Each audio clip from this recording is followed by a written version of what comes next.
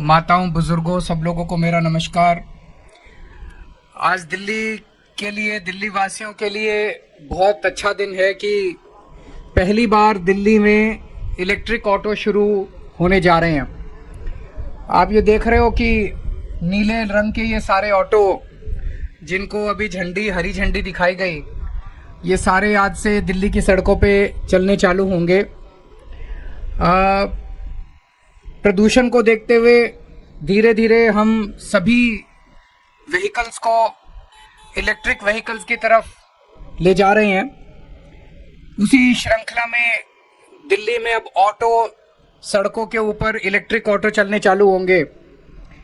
अभी जिन जिन कुछ एक सिंबॉलिक तौर पे कुछ ऑटो वाले भाइयों को, बहनों को उनके कागज सौंपे गए, आपको देखना चाहिए था कितनी खुशी थी उनके सबके चेहरे पे, इतने खुश थे सब लोग।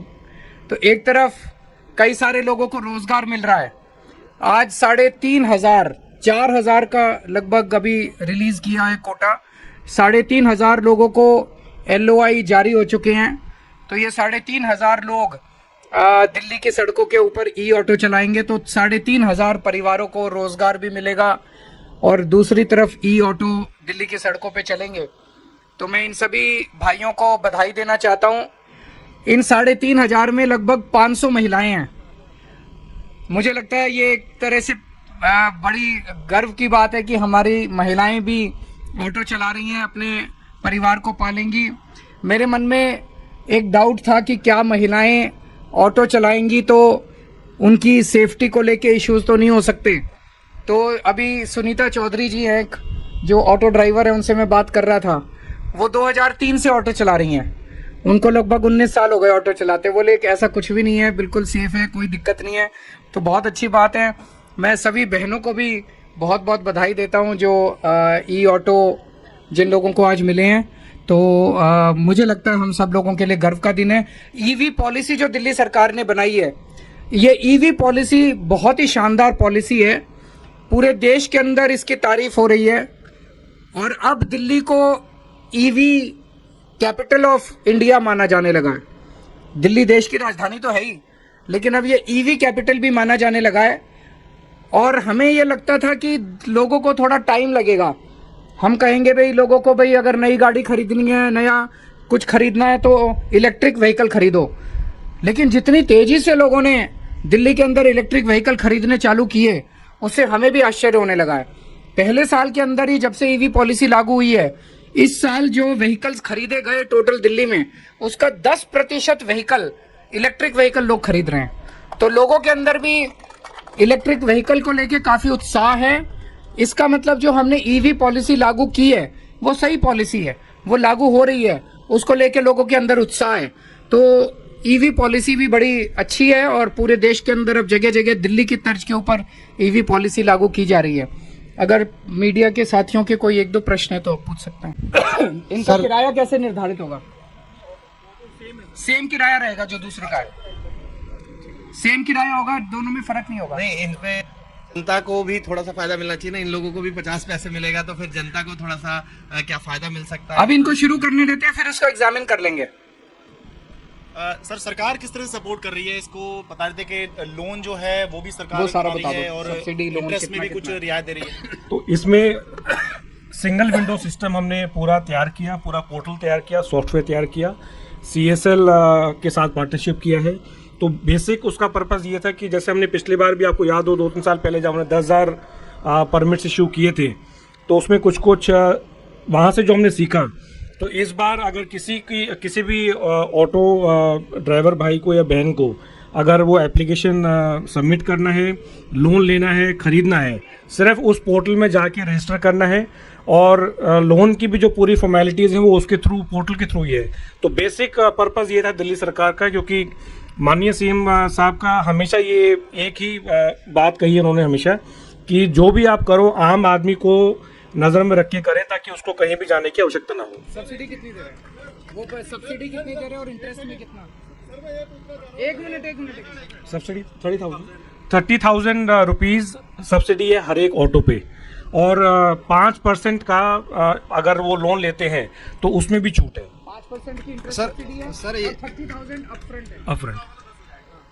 सर क्या इनके लिए अलग से कोई चार्जिंग पॉइंट बनाए गए हैं या फिर कहीं पर भी चार्ज कर सकते हैं?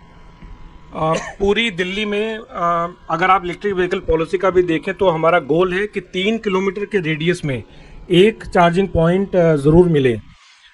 इसमें हमने डिस्कॉम्स के साथ भी पार्टनरशिप किया है। सबसे सस्ता आज के दिन अगर चार्जिंग पॉइंट आप अगर इंस्टॉल कर सकते हैं तो वो दिल्ली है। मात्र 2,000 रुपये दे के आप वो चार्जिंग पॉइंट चार्जर लगा सकते हैं। 6,000 रुपये की सब्सिडी पहले 30,000 रिक्वेस्ट पे वो दिल्ली सरकार दे रही है। तो उसके हिसाब से अगर पूरे देश में सबसे सस्ता आज के दिन अगर चार्जर आप लगा सकते हैं, इंस्टॉल कर सकते हैं, तो वो दिल्ली है।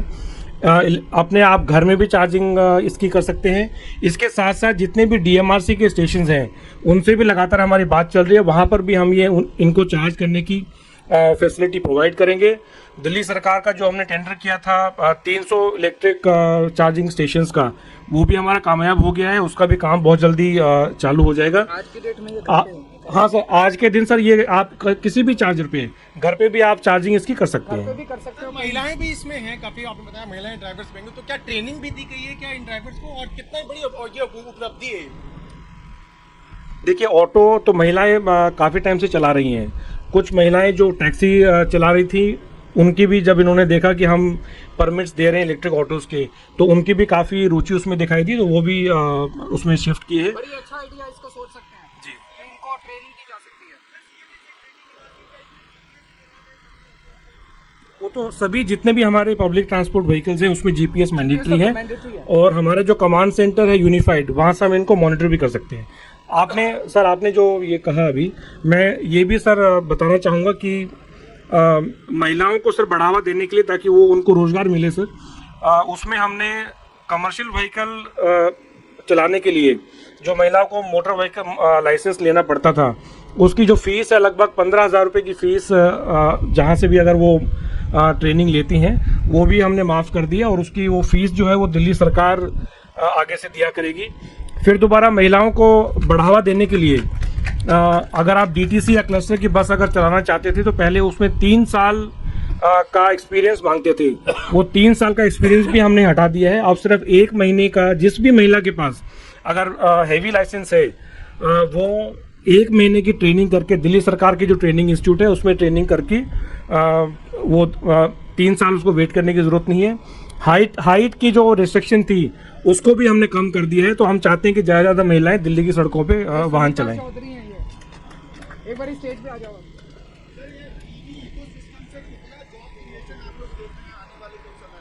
इसे बहुत काफी होगा, मेरे पास अभी इमीडिएटली तो डेटा नहीं है। माननीय उप मुख्यमंत्री जी ने, ये सुनीता जी हैं, कितनी छोटी हैं, तो हाइट भी कम है, और 2003 से चला रही हैं ये ऑटो।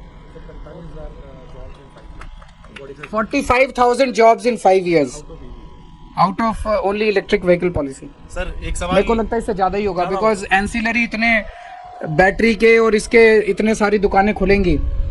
एक सवाल इससे अलग है, यहाँ सभी जानना चाह रहे होंगे, कल आपके घर पे हमला हुआ है, तो उस पर क्या कहेंगे सर? देखो, केजरीवाल इंपॉर्टेंट नहीं है। मैं बहुत छोटा आदमी हूं, इस देश का एक आम नागरिक हूं।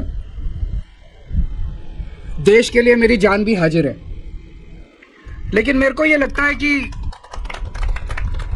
इस तरह की गुंडागर्दी से देश आगे नहीं बढ़ने वाला।